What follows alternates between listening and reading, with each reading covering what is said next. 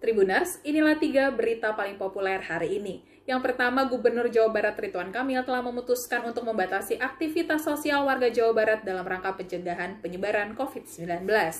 Ridwan Kamil mengumumkan Pemprov Jawa Barat menerapkan pembatasan sosial berskala mikro atau PSBM.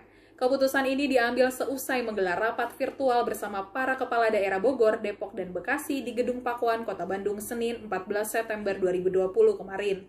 Ridwan Kamil mengatakan PSBM hanya berlaku untuk wilayah Bogor, Depok, dan Bekasi atau Bodebek. Alasannya karena ketiga daerah ini merupakan daerah penyangga Ibu Kota DKI Jakarta.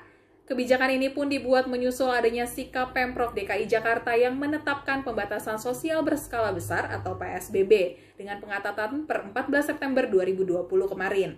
Keputusan ini direspon oleh Pemprov Jabar khususnya untuk wilayah Bodebek yang sudah sejak awal selalu seirama dengan Pemprov DKI Jakarta dalam penanganan COVID-19. Ridwan Kamil menjelaskan penerapan PSBM ini dilakukan karena tidak sepenuhnya aktivitas ekonomi berhubungan langsung dengan DKI Jakarta. Untuk itu, perlu perlakuan berbeda dari daerah yang kegiatan ekonominya bersifat mandiri, artinya pengetatan hanya dilakukan di wilayah dengan potensi penularan yang tinggi. Sama halnya ketika klaster secapa AD di Bandung, penutupan hanya dilakukan untuk wilayah sekitar saja, tidak dalam skala kota.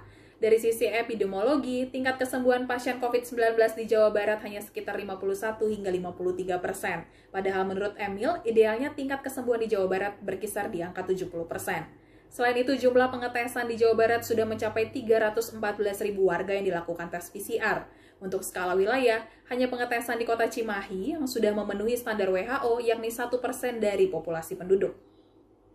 Tribuners, berita kedua, pemerintah siapkan 15 hotel di DKI Jakarta untuk penanganan pasien COVID-19. Usai rapat terbatas laporan Komite Penanganan COVID-19 dan Pemulihan Ekonomi Nasional di Istana Merdeka, Jakarta, Senin 14 September 2020 kemarin, Menteri Kesehatan Terawan Agus Putranto mengumumkan pemerintah bekerja sama dengan sejumlah pengelola hotel bintang 2 dan bintang 3 di Jakarta untuk menyiapkan fasilitas karantina pasien COVID-19 tanpa gejala atau OTG. Terdapat 15 hotel di Jakarta yang disiapkan pemerintah untuk isolasi mandiri para OTG dengan kapasitas 1.500 kamar atau 3.000 orang. Adapun hotel yang disiapkan diantaranya Hotel Accord, Novotel, Hotel Ibis, dan Hotel Haris. Jumlah hotel menurut Terawan dapat ditambah apabila diperlukan.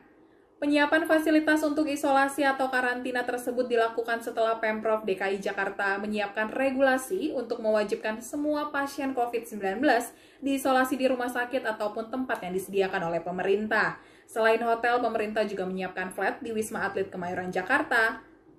2 tower disiapkan pemerintah dengan kapasitas 4.863 orang. Pemerintah juga menyiapkan Badan Pelatihan Kesehatan atau Bapelkes untuk karantina mereka yang termasuk OTG dengan kapasitas 326 kamar untuk bisa menampung sekitar 653 orang.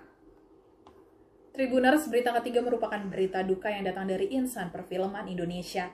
Aktor Ade Firman Hakim meninggal dunia Senin 14 September 2020 kemarin pukul 17.20 di Rumah Sakit Tarakan, Jakarta Barat.